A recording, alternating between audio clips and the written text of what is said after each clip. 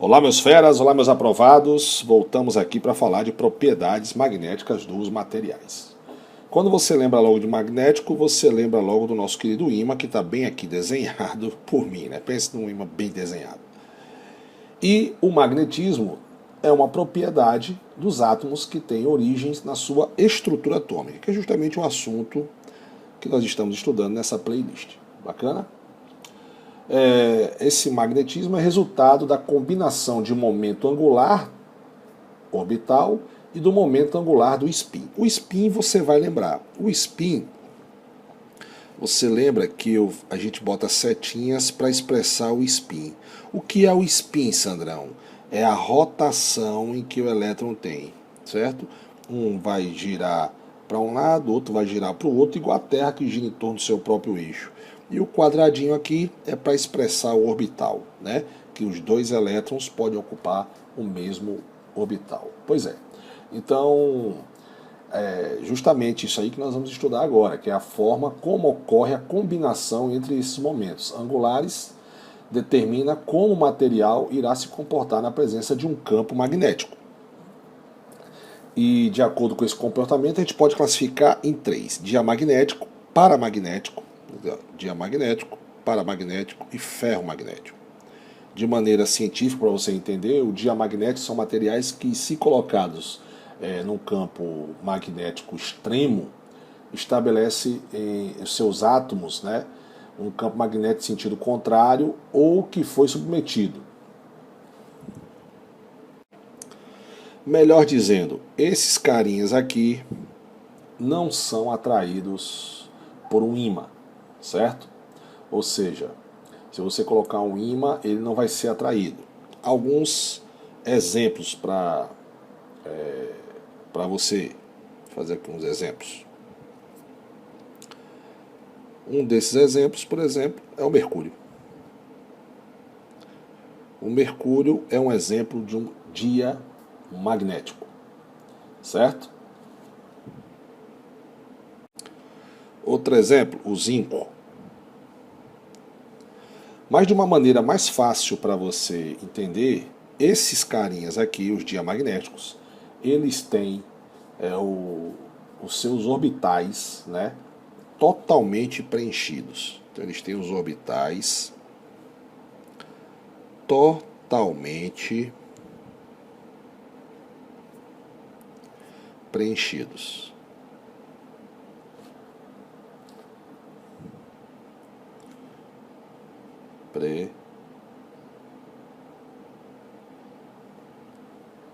Preenchidos. Bacana?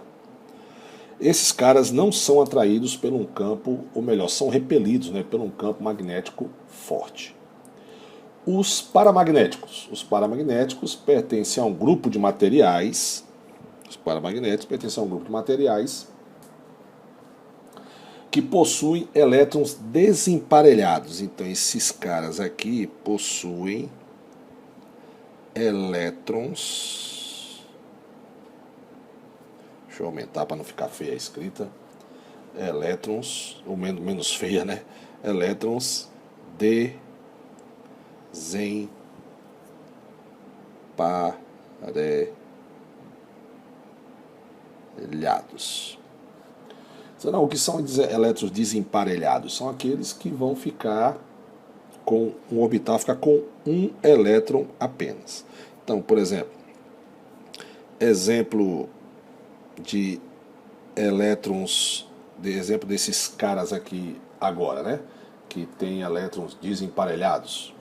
O alumínio, o sódio, são elementos que têm elétrons desemparelhados. E uma coisa importante para você notar em relação aos paramagnéticos é que eles são atraídos por um campo magnético forte. E um outro macete é que todo átomo que tiver número atômico ímpar, então, se tiver número atômico ímpar, esse cara vai ser um paramagnético, certo? Agora, se tiver um número par, eu tenho que ver se ele é um diamagnético ou se ele é um paramagnético. Beleza? Sandrão, o que são ferromagnéticos? Ferromagnéticos é um paramagnético, certo? É um paramagnético muito forte e por isso seus átomos se mantêm magnetizados mesmo com a ausência do campo. Por exemplo, o ferro, deixa eu botar aqui, ferro, outro, o níquel, o cobalto e assim sucessivamente, certo? Então, esses caras, então você já sabe o que são. Diamagnético, deixa eu botar de vermelho, diamagnético, totalmente preenchidos, né? Seus orbitais são totalmente preenchidos, como aqui, ó, certo? Eu desenhei. Paramagnéticos, seus orbitais, seus elétrons são desemparelhados, ou seja, ele possui orbitais semi-preenchidos com um elétron só. E ferromagnético é um paramagnético muito forte, como ferro, níquel, né? Por exemplo, se você pegar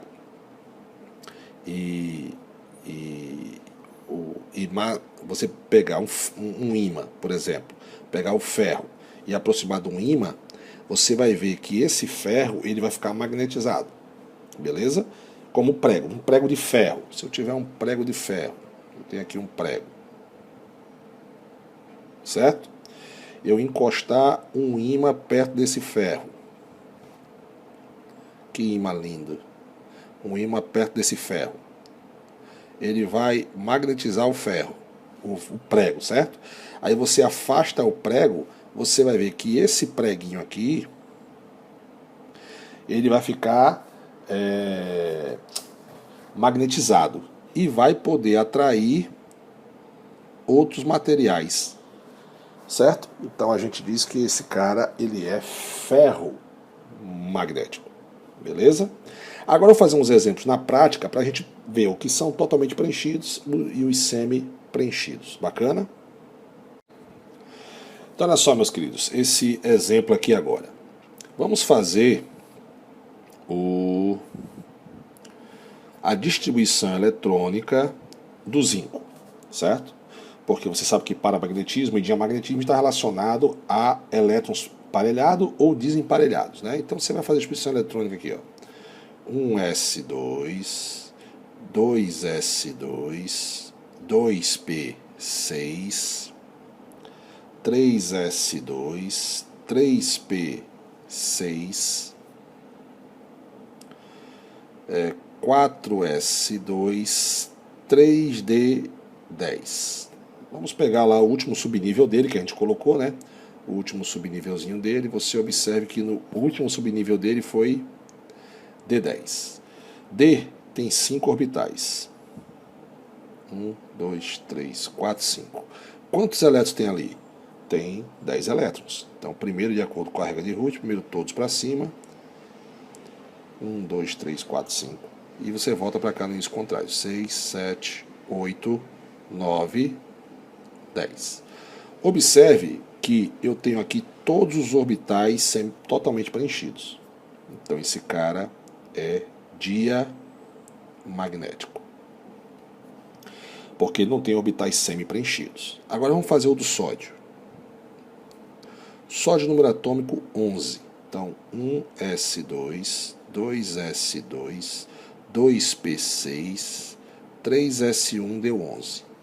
Observe aqui, ó, que terminou em 3s1. O S tem um orbital só.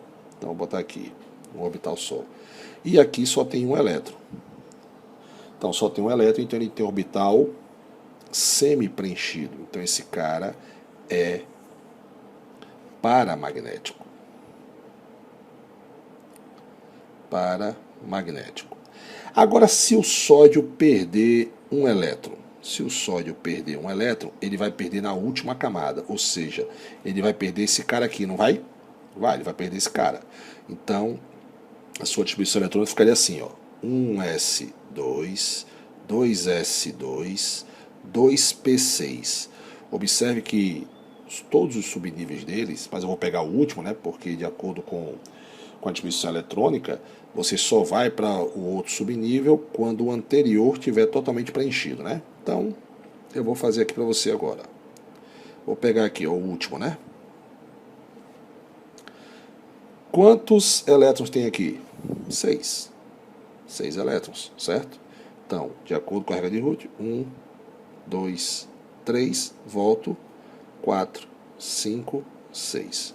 Observe que eu tenho orbital todos preenchidos. Então, esse cara é um diamagnético. Bacana? E agora você pode me perguntar, Sandrão, mas como é que ele sabe que o cara é paramagnético, diamagnético, se vai ser atraído pelo ímã ou não? Eu vou pausar o vídeo e vou fazer um desenho bacana para você aqui, para você entender. Então, olha só aqui. Eu tenho aqui um esquemazinho bem fácil para você entender. Eu tenho uma balança, tá? Eu tenho aqui um ímã e aqui eu tenho uma amostra, certo? A amostra eu quero saber se ela é atraída pelo ímã ou não. O que é que eu faço com essa amostra? Essa amostrazinha aqui eu vou pesá-la antes, certo? Então vamos supor que dê 0,5, só uma suposição. Antes de eu botar aqui nesse esquema, ela deu lá 0,5 gramas. Ou quilos, tanto faz, não interessa. A massa, né? E aí o que acontece? Se essa amostra ela for atraída pelo ímã, você vai ter uma força puxando ela para baixo. O que é que vai acontecer com a massazinha dela? Logicamente ela vai aumentar, né? Porque você está fazendo uma força aqui para baixo, você tem uma balança aqui, ó, você está vendo a balança? Então essa força vai aumentar. Agora, se ela não for atraída pelo ímã, ela for repelida, então ela vai aumentar. Então a sua massa aparente vai diminuir, ou a sua massa aparente ela vai aumentar, certo? Se aumentar, é porque ela é atraída pelo ímã. Se ela diminuir, ela não é atraída pelo ímã, certo? Beleza? Você primeiro pesa a amostra na ausência de um campo magnético, depois a amostra é pesada quando é colocada num campo magnético, e se a substância for paramagnética, a amostra é atraída por esse lindo campo magnético aqui. E ao ser atraída por esse campo magnético, o seu peso vai aumentar, porque, como eu disse, vai ter uma força empurrando ela para baixo. Isso vai influenciar na balança, logicamente, essa forçazinha nesse ganchinho aqui. Ok? Bem fácil, né? Agora eu quero fazer uma observação para você aqui, um aprofundamento do Sandrão, né? Uma observação do Sandrão. Observação do tio Sandrão, né? Pode ser atraído pelo ímã só átomos? Não. As moléculas são quase sempre diamagnéticas. Então anota aí. As moléculas